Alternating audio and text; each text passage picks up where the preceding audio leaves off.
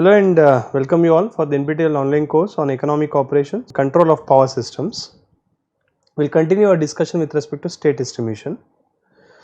So, first of all, why state estimation understanding is required for PMU? So, that we will try to understand here.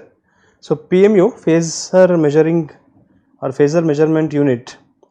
PMU data are very essential for the most accurate state estimation.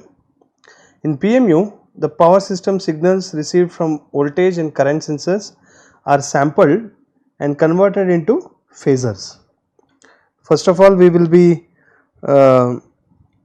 receiving signals from voltage and current sensors through CTs and PTs, and whatever voltage and current sensor based signals that we receive, that will make it as different samples, and these samples are later converted into phasors, and these phasors are used in phasor measurement unit. Now, phasors are complex number representation of the sampled signals which are commonly used in the design of and inputs to control and protection systems for bulk power transmissions of or power transmission grids. So, basically the phasor measurement unit will give us the phasor of a particular signal, by which we can able to make our power system a more controllable, more accurate, because this information that we are receiving is a time sampled data that we are going to discuss in the next point. The phasors are time stamped from a timing pulse derived from the GPS and then streamed into the wide area communication networks as fast as 1 phasor per cycle of the power system frequency.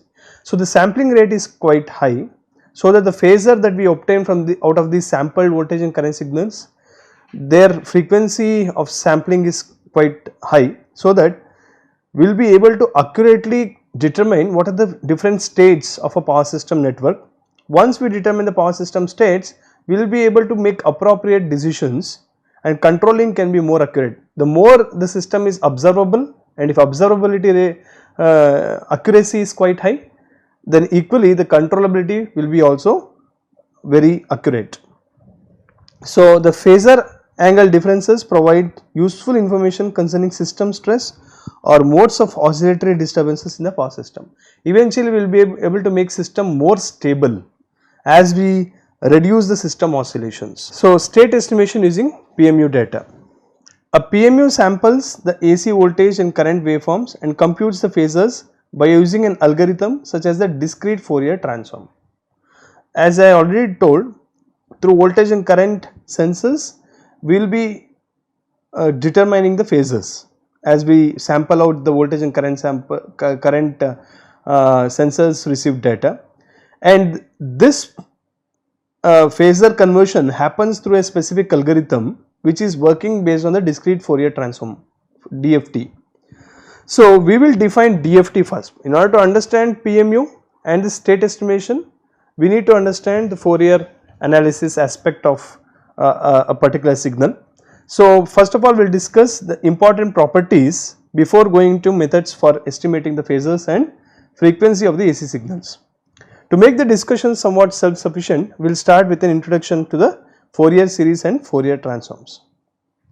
Now, the Fourier series and Fourier transform.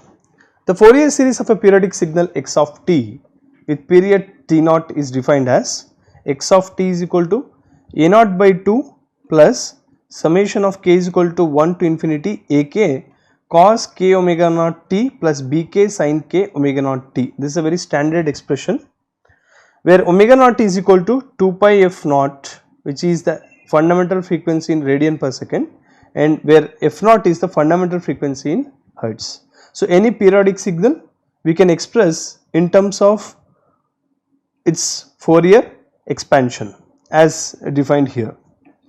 Now, T0 is equal to 1 by f naught, which is nothing but 2 pi by omega naught. So, x of t is equal to a naught by 2 plus summation of k is equal to 1 to infinity ak cos of k omega naught can be replaced with this 2 pi by k, 2 pi by t naught into k. So, into t plus bk sin 2 pi k by t naught into t. By using this omega naught is equal to 2 pi f naught, we will be able to express in this manner. So, the coefficients A case and B case of the Fourier series described above are given by A naught is equal to 2 by T naught integration over a period of the periodicity T naught x of t into d of t. Now where AK is equal to 2 by T naught integration over period of T naught x of t cos of k omega naught t dt, and BK is equal to 2 by T naught integration over a period of T naught x of t sin k omega naught t dt. This integration of a periodic signal over the length of the complete period is the same for any starting point of integration. This is an important note. Such integration is denoted in the above equation by integration of T naught over a period of T naught. Now for real x of t, the coefficient A case and B case are real. Let AK is equal to Ck cos theta k and Bk is equal to minus Ck sin theta k. Then x of t is equal to A naught by 2 plus summation of k is equal to 1 to infinity Ck cos k omega naught t cos theta k minus Ck sin k omega naught t sin theta k. So AK and Bk coefficients are replaced by Ck cos theta k and Ck sin minus Ck sin theta k. So by which now we can obtain C naught plus, now A naught is replaced also by the C coefficient which is C naught. Now C naught plus summation of k is equal to 1 to infinity. This is just simple mathematics.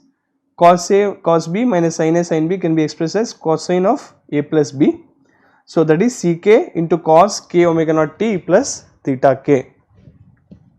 Now C naught is equal to A naught by 2, we are just replacing A naught by 2 by C naught, and theta k is equal to tan inverse of minus Bk by Ak.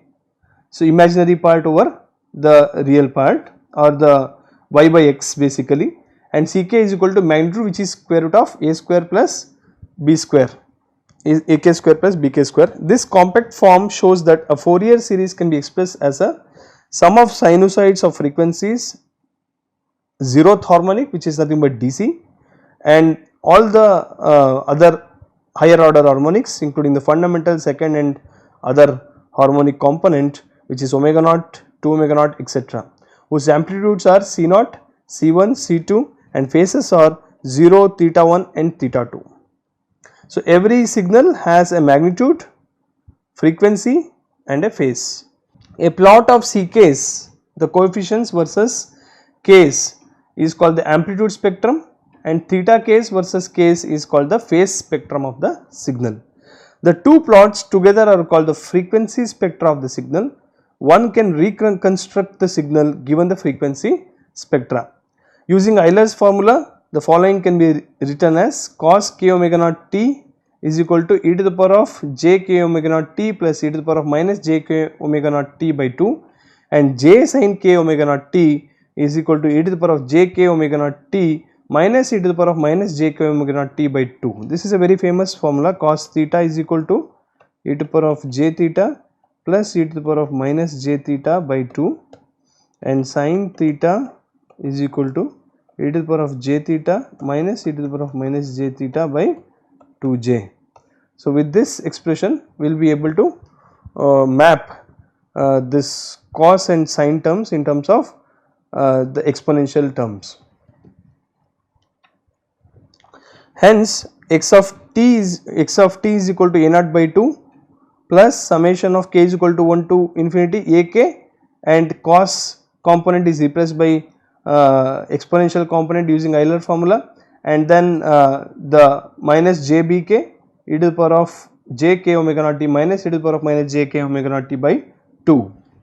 So finally we will be obtaining this, just separating out e to the power of jk omega naught t and e to the power of minus jk omega naught t terms separately, then you will get this expression from the previous one, and then we now define the following: d naught is equal to a naught by 2 and dk as ak minus jbk by 2 and d minus k as ak plus jbk by 2.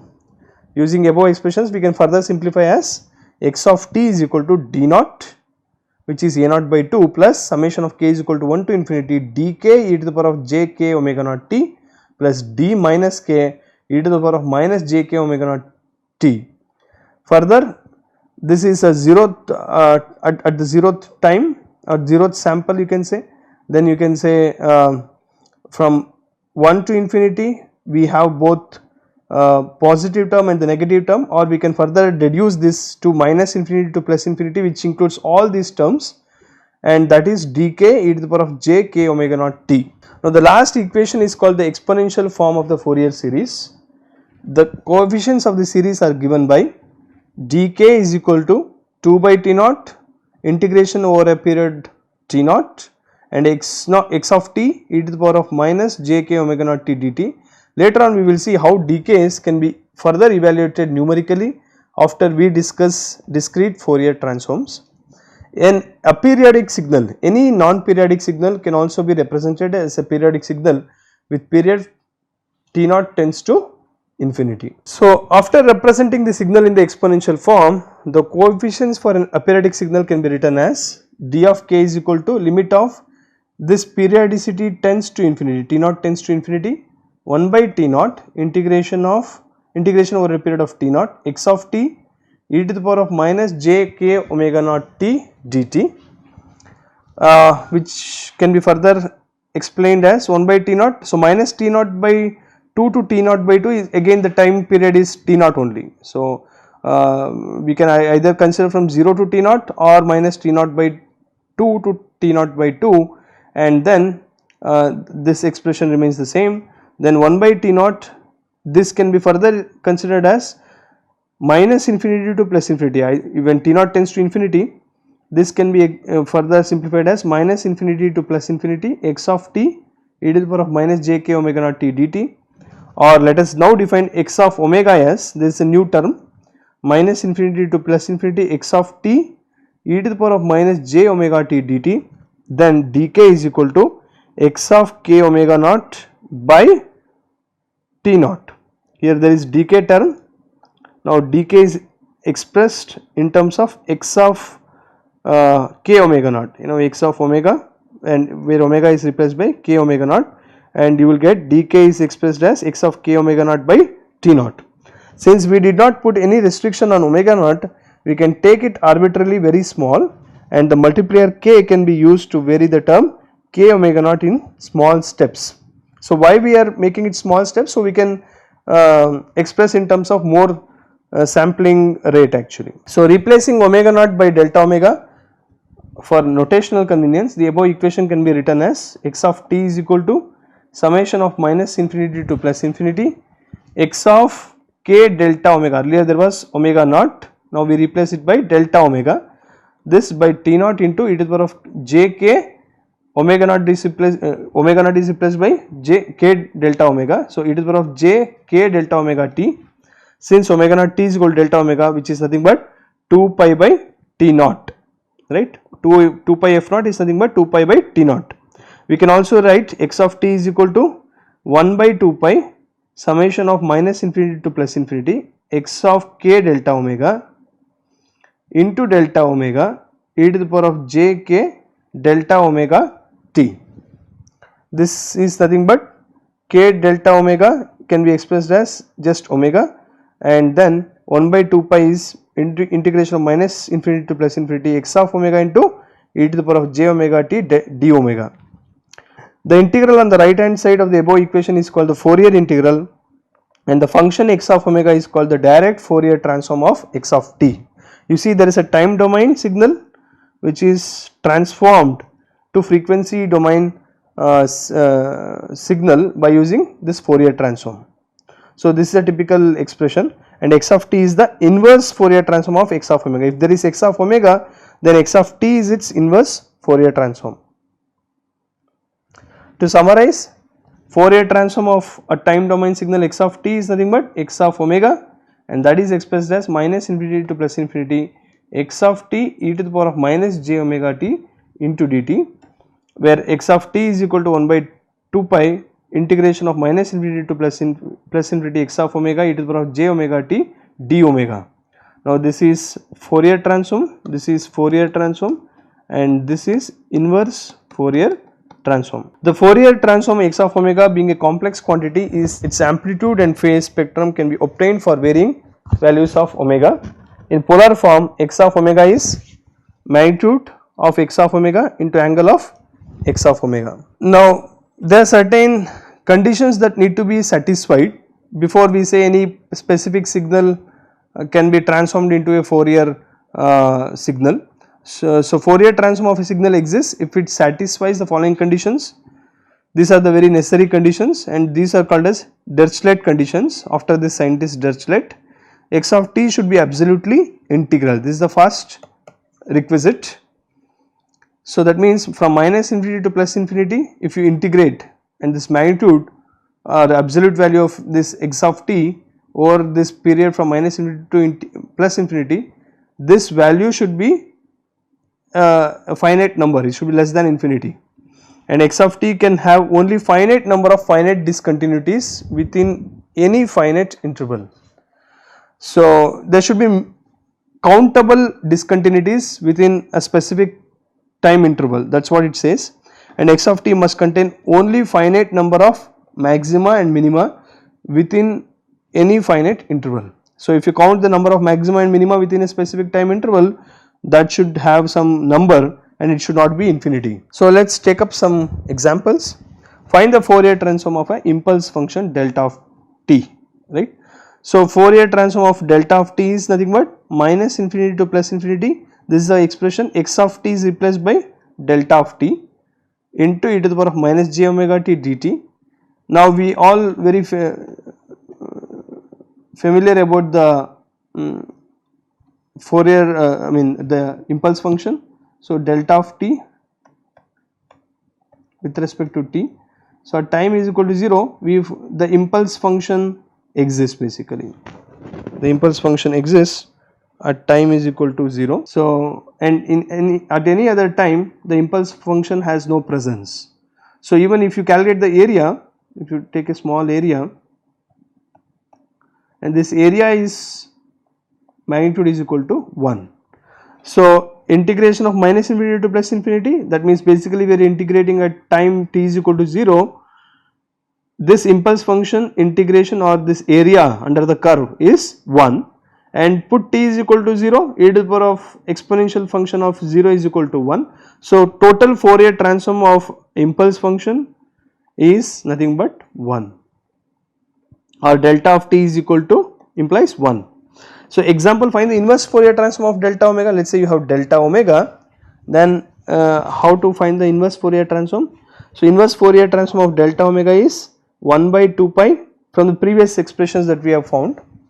This is minus infinity to plus infinity delta omega e to the power of j omega t d omega, then that will be nothing but 1 by 2 pi because this magnitude is 1.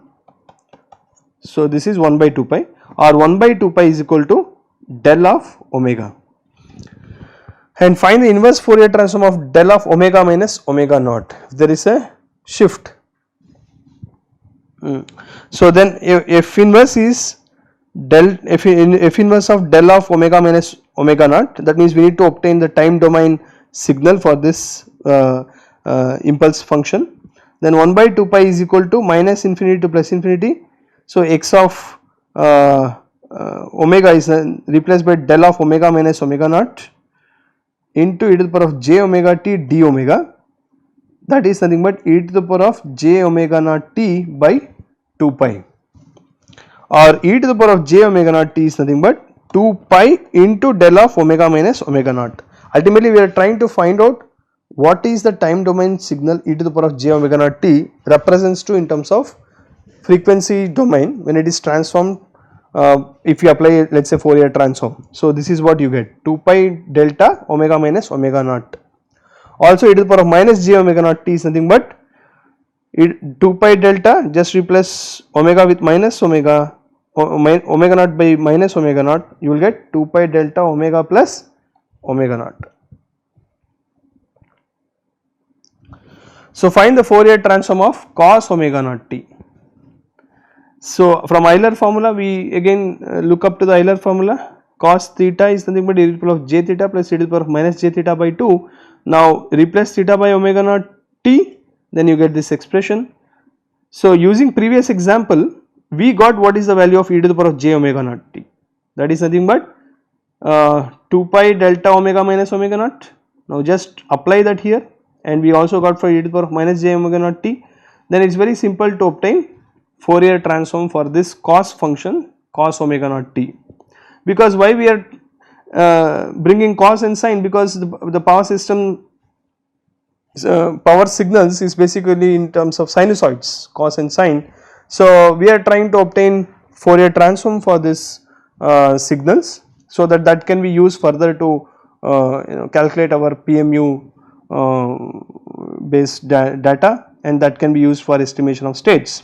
Find the Fourier series of an impulse train delta of t over a period t naught is nothing but summation of k is equal to minus infinity to plus infinity delta of t minus k t naught.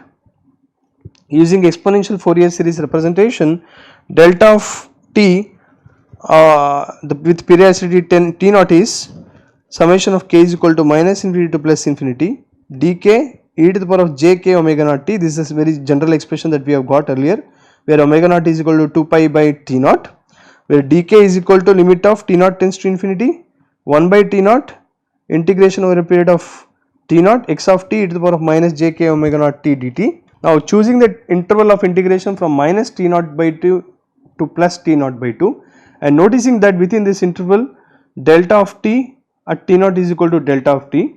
So dk is equal to limit of t naught by infinity, t naught tends to infinity 1 by t naught minus t naught by 2 up to t naught by 2 delta of t e to the power of minus j k omega naught t dt, which is nothing but 1 by t naught. So we are trying to obtain the Fourier transform for a impulse train, basically using above delta of t naught at delta of t at t naught is equal to summation of k is equal to minus infinity to plus infinity to the power of j k omega naught t multiplied by 1 by t naught, that is nothing but 1 by t naught into 1 plus 2 into cos omega naught t plus cos 2 omega naught t and up to infinity. That means you have all frequency components seen. So fundamental, second and other harmonics, they are seen along with the DC component for this impulse train. So expressing the signal x of t with period t naught in terms of exponential Fourier series, x of t is equal to summation of k is equal to minus infinity to plus infinity dk to the power of j k omega naught t, and taking Fourier transform of both sides of this expression, we get x of omega is equal to 2 pi into summation of k is equal to minus infinity to plus infinity dk delta omega minus k omega naught. This we have already got for exponential function, so that we are just replacing for this impulse function here. So working with discrete time signals, a PMU works with discrete or digitized values of the voltage and current signals to compute the phasors. AC voltage and current signals are sampled at appropriate rates and converted to digital values through an ADC before applying DFT like algorithms to compute the phasors. The following section discusses the essentials of sampling techniques. Now a signal whose spectrum is band limited to B hertz, that is x of omega is equal to 0 or magnitude of omega is greater than 2 pi b, this is a bandwidth band limit b, let us say some number. So can be reconstructed without any error from its samples taken uniformly at a rate fs is greater than twice the bandwidth.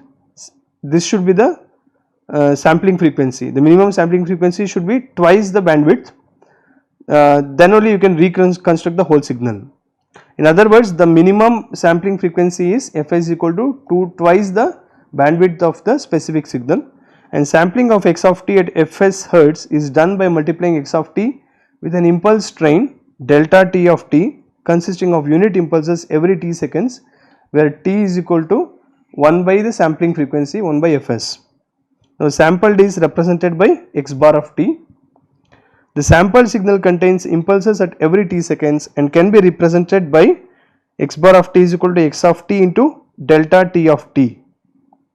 Now let us say there is a signal and that is run through impulse train. Now we found out the impulse train Fourier transform, and then you will get the sampling rate actually. It's a sampled data of each signal, the signal which is been sampled over a period that can be obtained.